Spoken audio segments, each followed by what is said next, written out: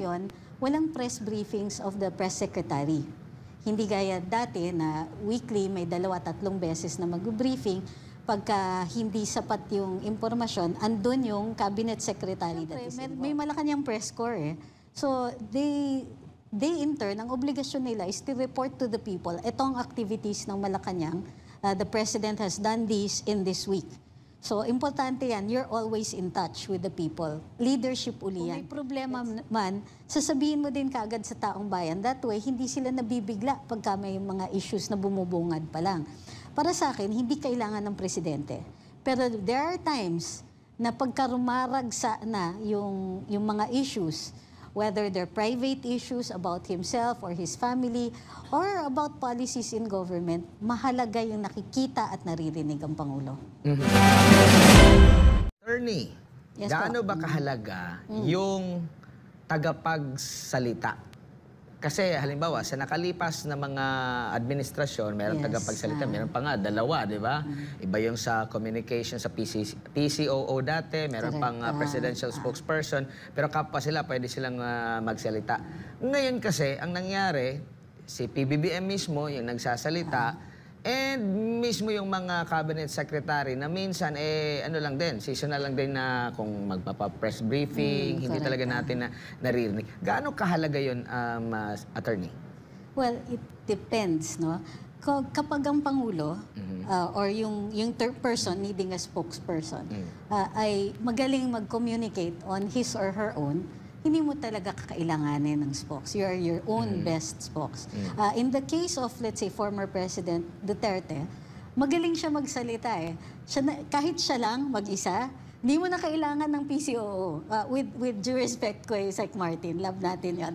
Pero kayang-kaya ni PRD by himself. Except that, marami kang hawak eh. Ang laki-laki ng gobyerno, and interconnected yon at may dynamic pa with the Office of the President. So doon papasok yung spokes. Pagka doon sa mga matters na hindi na kailangan ng presidente ang magsalita, importante yung spokes.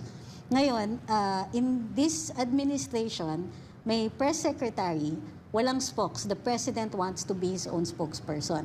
The problem na lang is consistency. Kaya nga naging issue yung pag-flip-flop kasi he wants to speak for himself on his own policies.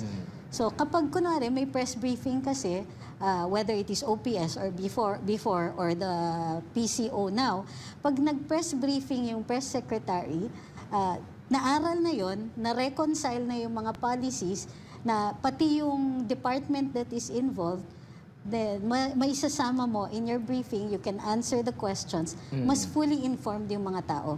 Because yun ang trabaho mo. Gagawin mo is, aralin mo lahat, you sit the information officers down, you're able to brief the media fully kasi yung press secretary understands already, kaya na niyang magsalita. Pero ang tagapagsalita siya for government, hindi for the president. Kasi the president can speak for himself on his own private, on his own policies. So in this case, at first it was working. Kaya lang ngayon, walang press briefings of the press secretary. Hindi gaya dati na weekly may 2-3 beses na mag-briefing. Pagka hindi sapat yung impormasyon, andun yung cabinet secretary that is involved. So kapag kung ano yung relevant na issue, fully informed ang mga tao tungkol dun sa mga issues na ganon. At nasasagot kagad. Halimbawa, dati, nung nagka-earthquake, naalala nyo, within 2 hours, may briefing na of the media para mapalagay yung mga tao, alam na yung scope ng nasalanta. After that, by noontime, 8 o'clock nangyari yung, 8 or 9 o'clock nangyari yung earthquake, by noontime, presidente na mismo ang nag-briefing. Siya na yung nag-explain kung ano yung gagawin, ano yung mga plano, and the fact that the DSWD secretary was already on site. Tapos yung DOE nandyan, disaster response was all there. So makikita nyo na mahalaga yung communications, pero the assurance, people will look to the leader talaga to be able to speak. So there will be times na kailangan siya magsalita. For the rest, you need a spokes. And mas maigi ba, ma'am, kung talagang siya yung gustong magsalita, magkaroon talaga ng public briefing, siguro kahit once a week para mas lubos na maipaliwanag? Or sapat na yung mga vlog. Kasi ang tendency din kasi sa vlog, halimbawa, yung ibang, yung media, marami pang mga gustong itanong yung mga specific talaga, di ba? Pero sa vlog kasi, hindi ka na makakapagtanong, hindi ka nga mapapansin siguro sa comment section doon. So, kumbaga, mas maganda ba na magkaroon talaga ng regular para at least ma-explain kung ano yung, paano, halimbawa, may plano, paano i-implement, ano yung mga, ano. Well, definitely kailangan ng regular. If only for the fact na, syempre, may Malacanang press corps eh. So, they in turn, ang obligasyon nila is to report to the people, itong activities ng Malacanang, the President has done this in this week. So, importante yan, you're always in touch with the people. Leadership uli yan. That's, kasi you care. You care about your people to inform them, this is what we have been doing, ito ang mga accomplishments namin during the week.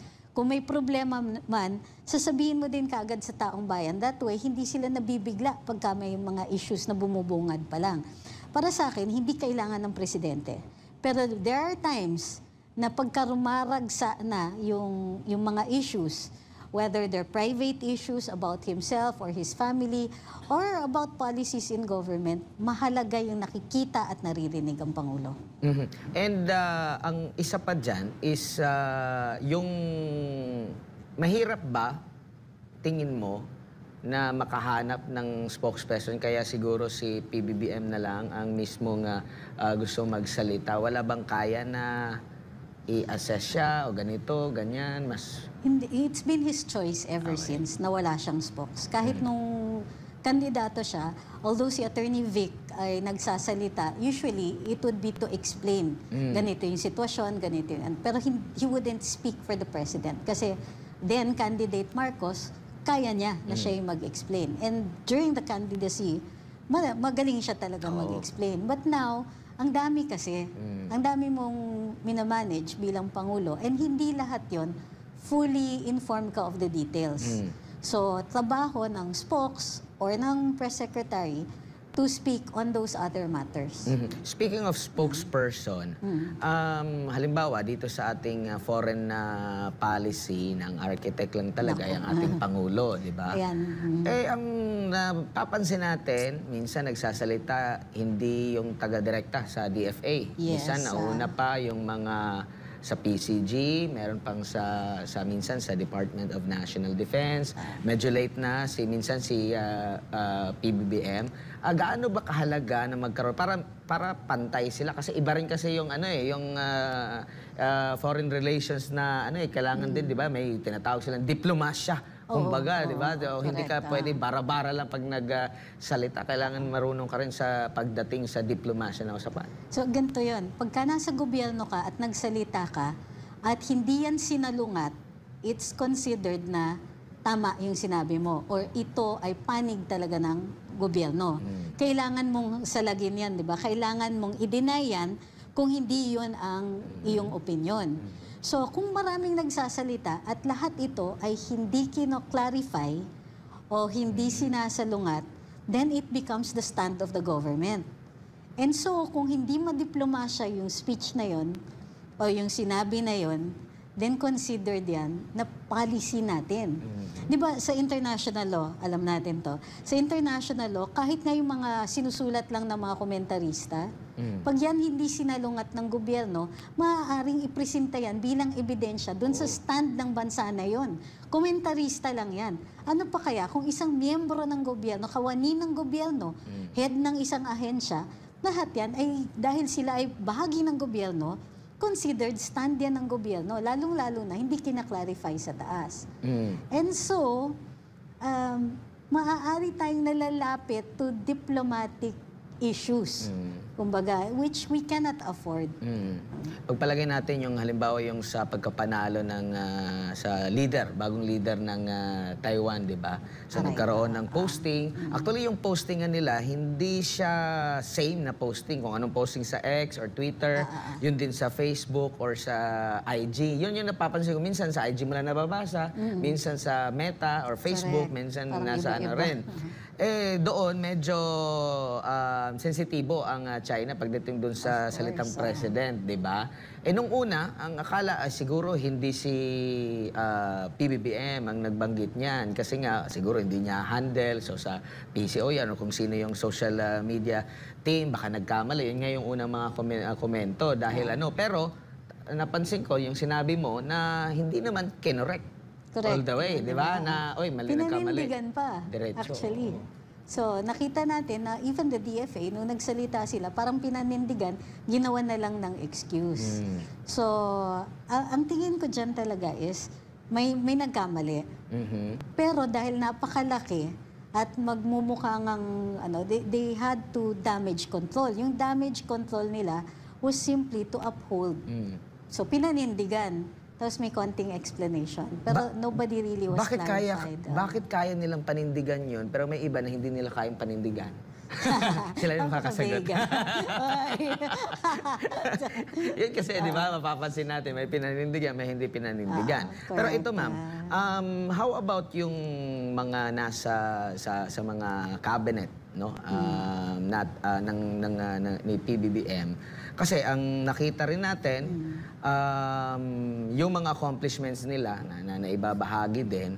Pero alam mo may hindi natin maiiwasan na meron talagang comparison. Of course. 'Di ba? May comparison talaga lalo na kung naging talagang subsub sa trabaho, hindi mo maiiwasan talaga yung comparison. Pero ano ang sa tingin mo ang pagdating sa communication para medyo makatulong din sa administration. Kasi minsan, ang nagsasalita, ang Pangulo, minsan lang ang Secretary, pag nagkakaroon ng briefing or kahit parang iba pa rin yung yung pagtanggap ng tao.